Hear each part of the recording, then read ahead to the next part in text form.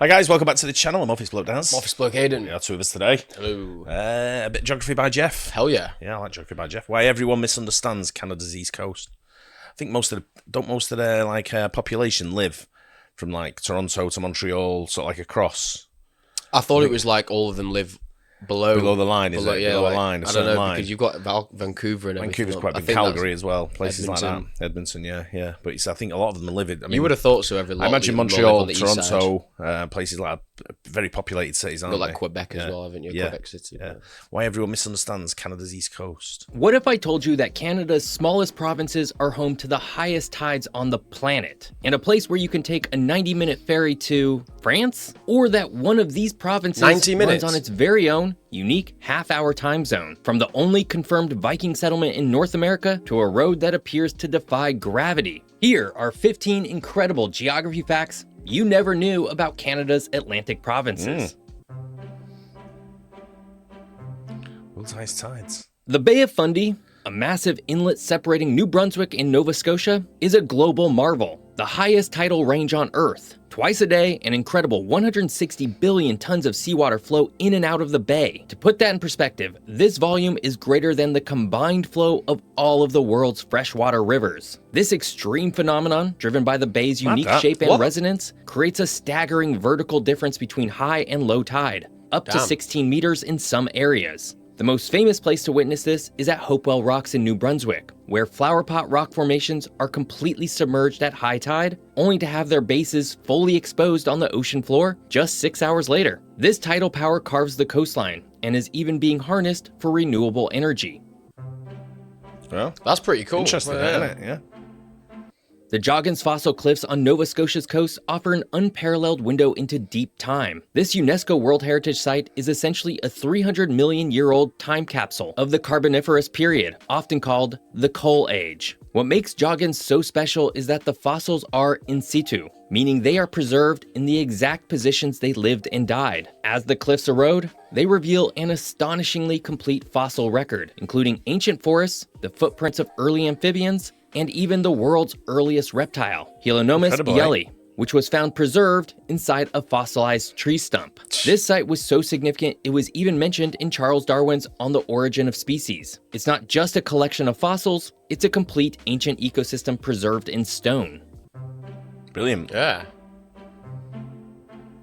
In Newfoundland's Grossmorn National Park, a UNESCO World Heritage Site, you can do the impossible. Take a walk on the Earth's mantle. The Tablelands are a flat-topped mountain range that look more like a desert on Mars than a typical Canadian landscape. This is because it's one of the few places on the planet where a massive slab of the mantle, the layer beneath the crust, is exposed. This colossal block of orange-red peridotite rock was thrust to the surface over 450 million years ago when two continents collided. The rock's composition is so alien to the surface world, rich in heavy metals and lacking nutrients, that most plant life can't survive. The Tablelands provide crucial evidence that confirmed the theory of plate tectonics, making it one of the most important geological sites in the world.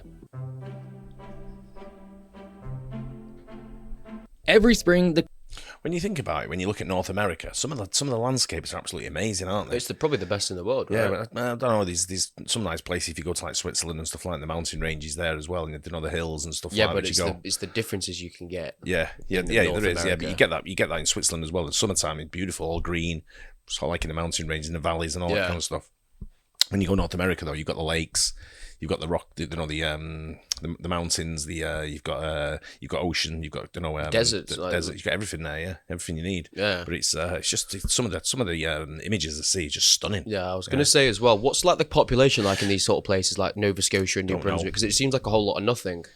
But I don't know if there's like big cities there or anything. Well, they will be, won't they? I'm trying to think. New Brunswick. Is it New Brunswick or Brunswick? New Brunswick. New Brunswick. Yeah.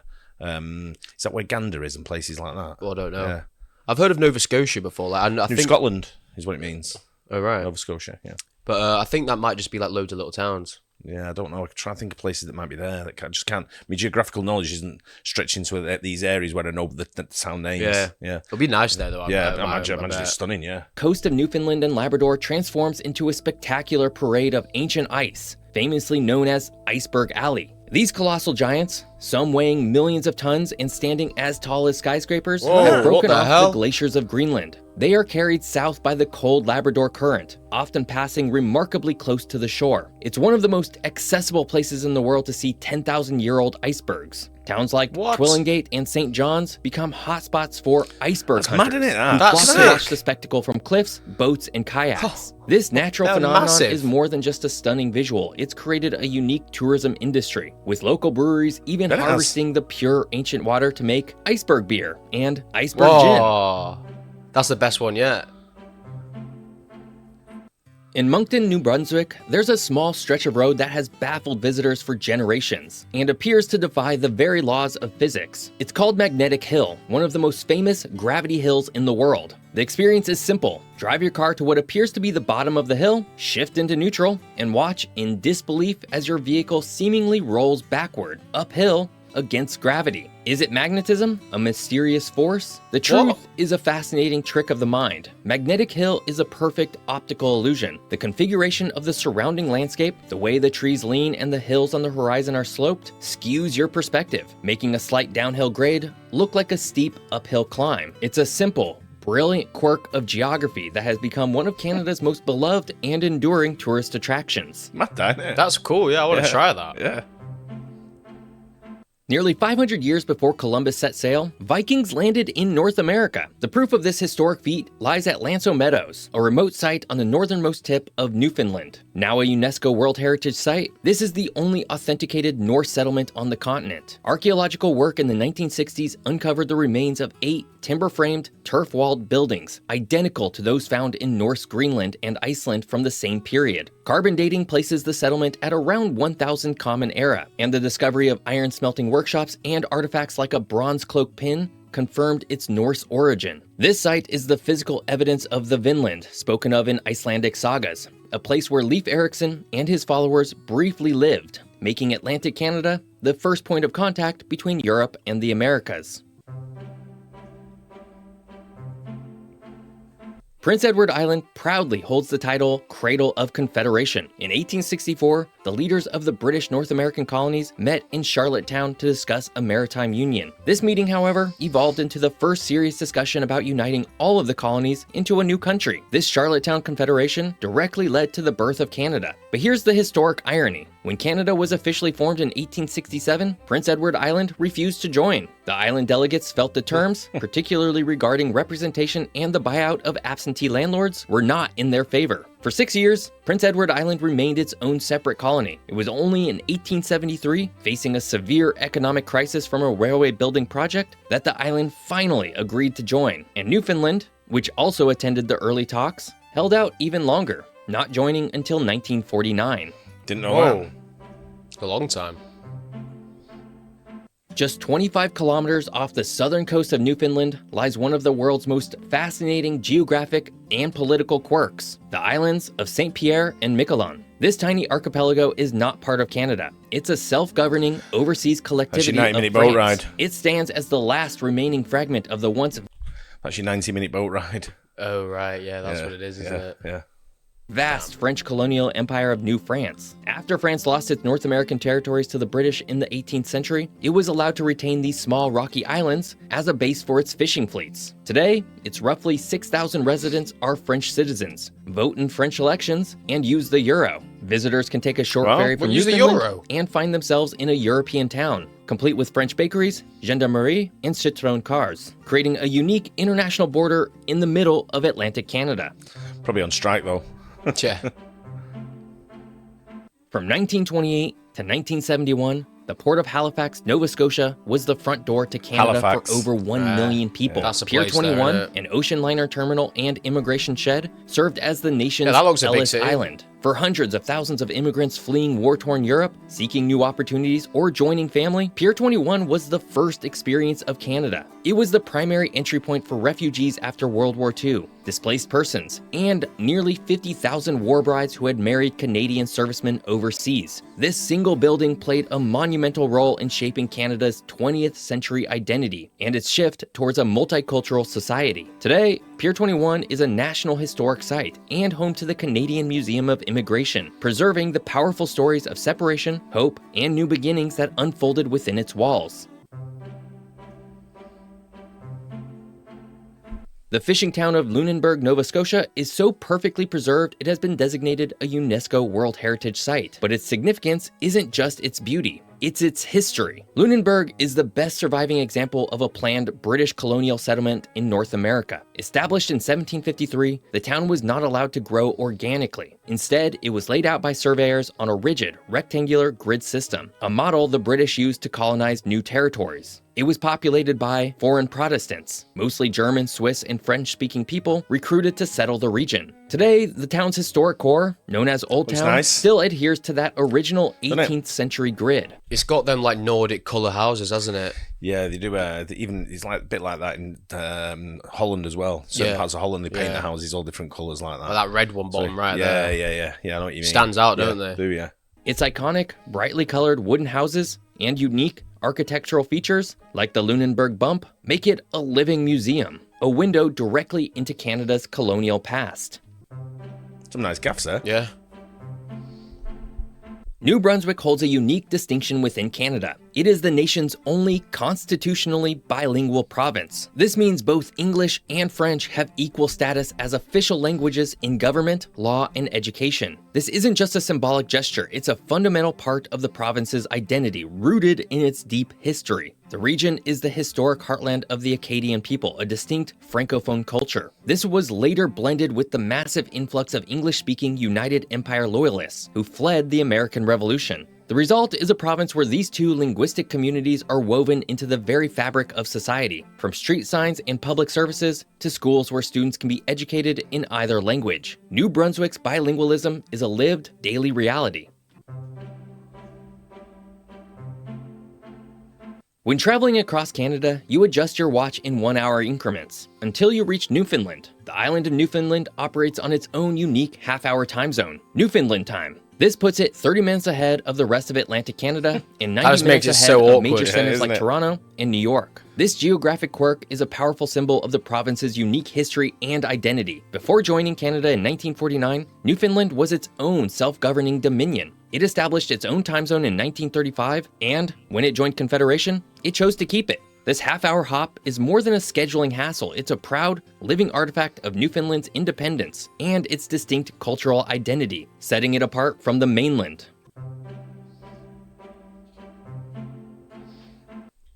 When you go in countries, they've got multiple time zones. We don't have it in it. We don't have it over here. We're all just on one time zone. Yeah. But you have to tell me this if you live in these areas. But when we I'll give you an example. When we drove from Nashville to Kentucky, right, we passed through a time zone, didn't we? Yeah. So like when we went an hour, I think we go an hour forward, then an hour back on the way back, whichever way it went. Yeah. And but I'm wondering how many people live in an area where they commute to work and cross the time zone.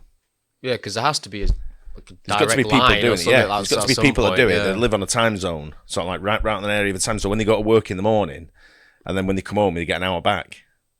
Yeah. You lose an hour going, or vice versa. You gain an hour going, lose an hour coming back.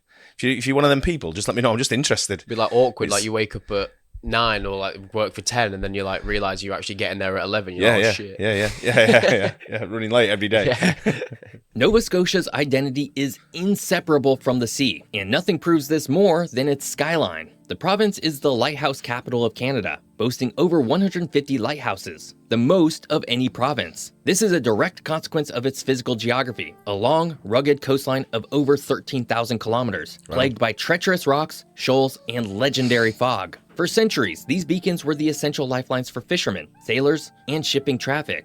Each lighthouse has its own story, from remote island sentinels to community icons. The most famous, of course, is the Peggy's Cove Lighthouse, perched on its granite-scarred shore. While modern GPS has made many lighthouses obsolete, they remain powerful symbols of Nova Scotia's maritime heritage, resilience, and a deep, enduring connection to the Atlantic Ocean.